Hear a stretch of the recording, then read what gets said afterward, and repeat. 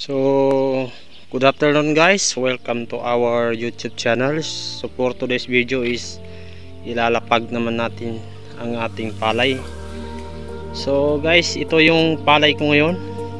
Ang status niya, kita niyo guys, nasa mahigit 1 month or nasa 1 month pa, sakto. So kung makikita niyo guys, ito yung pinanggalingan ng bunot ng farm seed ko, yung sa palay. So ang kaganda nito, hindi ko na tartal, hindi ko na sinira. So ang ginawa ko diyan, i-applyan ko lang ng sulfate, abono, para yung mga naputol mag-growth ulit. So ayan ang resulta. Nung lang lagyan ko ng abono guys, ito yung nangyari. So magkapal pa rin. So ayan, ito yung R160 na variety. So yun lang ang ginawa ko guys, giabunuan ko lang, tapos yung mga naputol nag-recover, then ito na maganda pala. So ito lang, may konting backlog lang siguro. Ito yung nabunot na maayos, wala masyadong putol. So ang ginagawa ko guys, tinataniman ko naman. Ang kaso lang, paubos na talaga yung tubig ngayon. Mga 5 araw na walang ulan dito sa area namin banda. So ito guys, ito yung nataniman mula dito hanggang doon. So ganyan na guys, kaganda.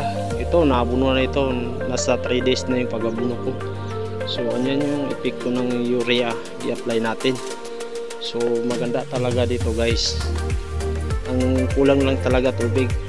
So ang gagawin lang natin ito, itong pinanggalingan ng bunot, isang kahon ito.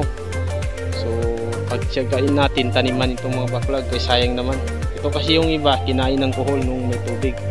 So ang ginagawa ko, yung makakaya ko lang, yung nagakuha ko ng dito sa makapal, then tinatanim ko dyan sa manipis.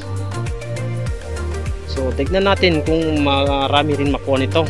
First time ko itong ginawa, na yung pinanggalingan ng bunot ng tawag sa aming lubang ay hindi ko na sinira, kay ma-short ako ng lubang. So ayan, after 5 days iabunuan ko, then yan nag-recover, kapal masyado. So yan, meron pa dito parang hindi lang nabunutan. So yan, so ginagawa ko dito, ako kumukuha yung medyo makapal, tinatanim ko. So ayan guys, piniplex ko lang yung palay ko ngayon. Medyo hindi rin perfecto, pero at least medyo may nakikita na tayong tawag dyan, pag-asa na makaani rin tayo. So ganyan naman talaga yung farmers sa larangan ng pagpa-farm. Kung ganito pa yung farm mo, hindi ka pa sigurado sa production mo, pero at least mayroon ka nang hahabulin. So ang gagawin mo dyan, maintain mo lang kung ano pa yung kulang.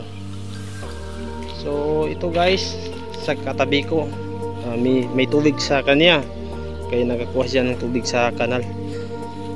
Pero ang ginawa natin dito, siya muna mauna magkuha ng tubig, kasi kung magsabay kami, hindi papasok yan, mahina yung pasok ng tubig. So siguro baka bukas papasukan ko na. So yung mga iba dito, may namatay ng kuhol. So yan, hindi pa natin malagyan ng palay yung backlog, kasi wala talaga tubig. Yung mga lupa dyan guys, makikita nyo bitag na yung iba. So hopefully bukas or sa ibang araw, ulan na. Marami dito umaasa sa ulan. Kita nyo guys yung kalawak ng farm dito. Yan, halos lahat dito umaasa sa ulan, kasi yung sa irrigation, malayo ito sa amin sa irrigation. Kanal lang talaga ginakuha na namin ng tubig. So walang irrigation na permanent na tubig. So yun talaga ang inaasahan dito. So yan guys, so ito yun guys, yung bagong tanim yan. Ito yung mga namatay, tinaniman ko siya, galing din dyan sa unang tanim. Ang ginagawa namin dito, ginahati namin yung makapal. hatiin namin yung makapal din, itatanim naman. Minsan yung makapal masyado, kaya hatiin ng 5, 4, ganyan. Depende po yan sa kapal ng ano niya, palay. Kasi yung iba dyan nagkakapal yan masyado, yung stem, maraming stem. Depende po yan sa ano, pag-apply ninyo ng tawag dyan, pag-apply ninyo ng 2,4-D. Purpose kasi ng 2,4-D para mag-stem yung palay mo, maraming anak, no? Tawag dyan, followers yan, para marami yung butil. So yan guys, ito yung latest upload natin guys. Piniflex ko lang ang aking palay. So ito ngayon nasa 1 buwan yan guys. So yan po ay variety natin ay 160. So talagang pangkonsumo talaga ito, kasi ang kagandahan ng 160 is malambot ang kanyang bigas, ang kanin. So hanggang dito lang guys. Thank you for watching. I hope na ma-inspire po kayo bilang isang farmer.